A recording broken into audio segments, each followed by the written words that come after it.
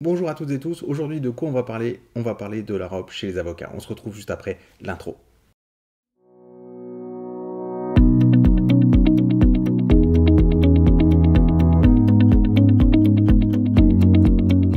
Bienvenue dans notre chaîne YouTube. Pour ceux qui ne nous connaissent pas, eh bien on est une chaîne dédiée aux avocats et on fait également de la photo et de la vidéo. C'est pour ça que vous retrouverez des vidéos sur des tutos photos et vidéos. Alors aujourd'hui, de quoi on va parler? De la robe chez les avocats, et en fait on va pas du tout vous parler de d'où vient la robe, pourquoi les avocats portent une robe. On va parler de la relation que les avocats ont avec leur robe.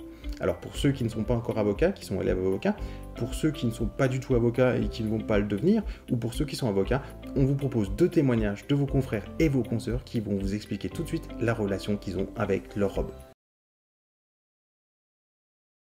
Ma première robe d'avocat, c'est mon maître de stage. À l'époque, on faisait des stages de 2 ans, une collaboration en fait, 2 ans minimum. On pouvait aller jusqu'à 5 ans à mon époque.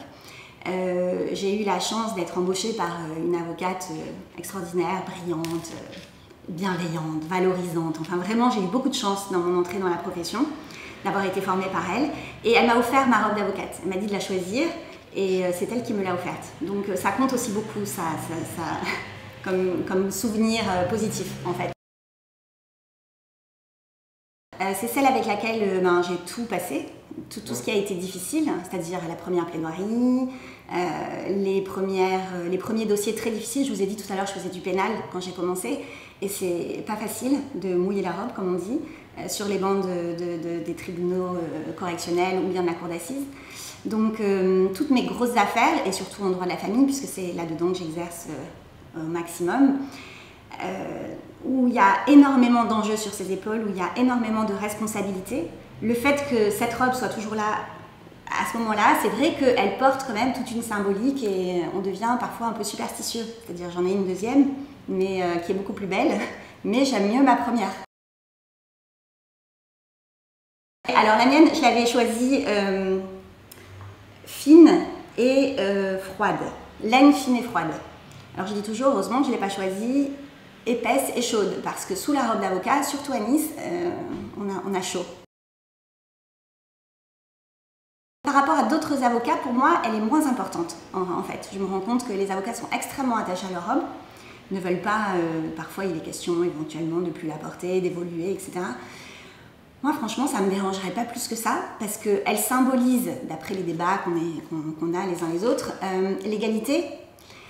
Et le fait qu'un jeune avocat soit sur un pied d'égalité avec un plus vieux avocat, etc. Alors que pour moi, l'égalité, la confiance en soi, tout ça, c'est à l'intérieur de soi. On n'a pas besoin de porter une robe pour l'avoir. Mais voilà, ça dépend peut-être des personnalités. En tout cas, de mon point de vue, alors que j'exerce beaucoup de manière négociée autour d'une table, pour essayer de mettre les gens d'accord, on ne porte pas de robe à ce moment-là. Pourtant, on est extrêmement avocat aussi. Donc, c'est pas si important pour moi, le port de la robe. Il y a des règles spécifiques en université britannique ou anglo-saxonne de manière générale. Donc déjà, je dirais la toche brute, entre guillemets, elle est commune à tous, mais ce sont soit les couleurs, soit le port ou non du chapeau, tous les artifices ou les apparats qu'il peut y avoir autour de cette robe qui en font une différence. Donc je pourrais techniquement aujourd'hui vous recevoir et porter la toge universitaire, puisque j'en ai le droit parce que je suis diplômé de cette université anglaise. Mais la robe d'avocat, c'est une autre robe et c'est un autre respect, c'est une autre couverture.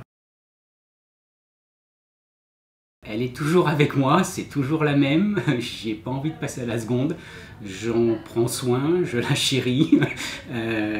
J'espère qu'il ne lui arrivera pas de malheur, que quelqu'un ne vienne pas lui renverser un produit quelconque qui l'abîmerait. Oui, c'est quelque chose de particulier. Alors comme vous avez pu le voir, les avocats ont une relation très spécifique avec leur robe. Alors si c'est votre cas également, vous pouvez nous mettre vos commentaires juste en dessous et on sera ravis de discuter avec vous s'il y a une relation différente qui n'a pas été abordée par vos confrères et vos consoeurs.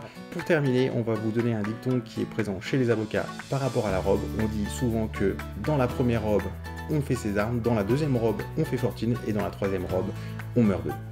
Voilà, c'est fini pour cette vidéo, on se retrouve bientôt pour aborder un autre sujet. D'ici là, portez-vous bien et on vous dit à bientôt.